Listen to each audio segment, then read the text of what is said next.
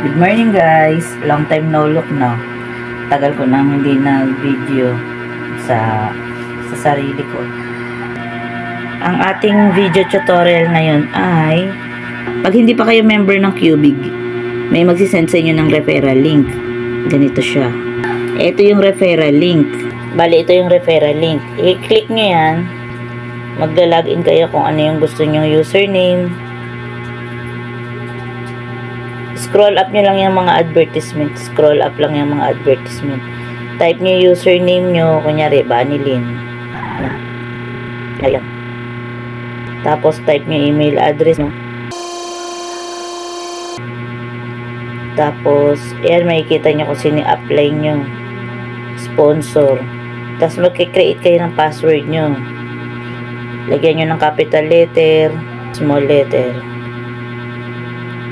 Tapos, lagyan nyo ng number. Lagyan nyo ng special character. Ayan. Tapos, ulitin nyo lang yung password nyo. I-type nyo lang ulit.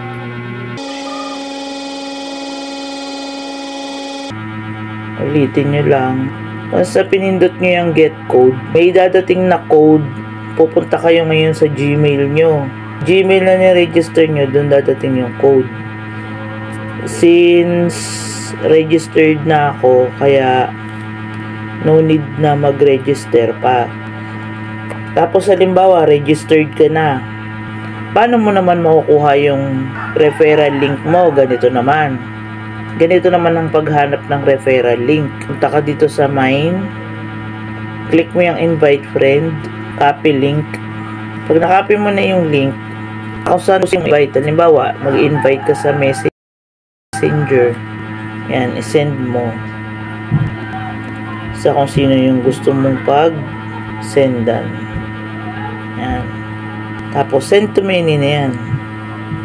Send mo na sa lahat. Sa lahat ng gusto mong pag-sendan. Tapos, send mo tong video na to para matuto rin sila. This is how I do the task.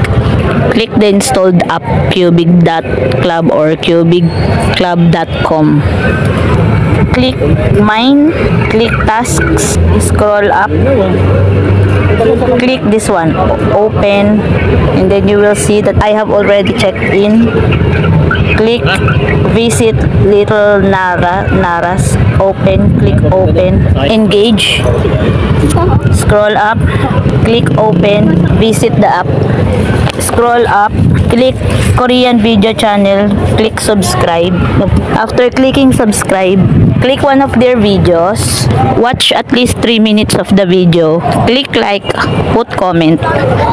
The comment should be about what you saw on the video. Make sure you click like, subscribe, and then comment. Go back to the app. Scroll up, click the other task like visit Facebook, follow, and like. And then check your dashboard by this one. You will see your points. Langit, sabihin mo, thank you for watching. Happy cubing!